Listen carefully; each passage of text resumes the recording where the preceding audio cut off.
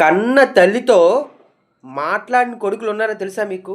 ఎందుకంటే అన్నీకి బాగా ఇస్తున్నావు, తమ్ముడికి బాగా డబ్బులు ఇస్తున్నావు, నాకు ఎటువంటి ఆస్తిపాస్తులు ఇవ్వలేదు, అందుకే నువ్వు నాకు నచ్చలేదు, నేను నీతో మాట్లాడిని కన్న తల్లితో గొడవాడిన కొడుకులు చాలా చాలామంది ఈ సమాజంలో ఉన్నారండి. అర్థమవుతుందా మీకు? అదే అన్నీకి రక్తాన్ని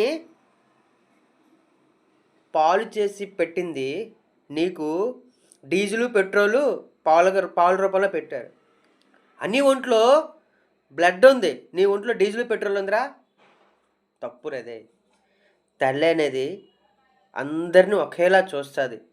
అమ్మ ఆ అమ్మలోనే ఉంది.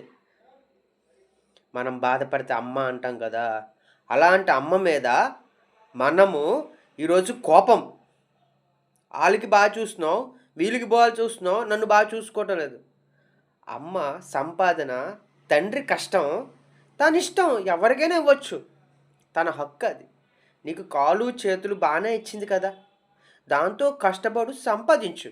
అమ్మ దగ్గర డబ్బులు ఆశించి అమ్మతోనే కోపం మాట్లాడకుండా తప్పండి. తల్లితో మాట్లాడిన కొడుకులు ఉన్నారు కదా, వాళ్ళకి చెప్తున్నా, అమ్మని గౌరవించండి. ఇలాంటి ఏవైనా భేదాలు ఉంటే అవన్నీ ఇక్కడితో ఆపి అమ్మతో మాట్లాడండి ప్రేమగా.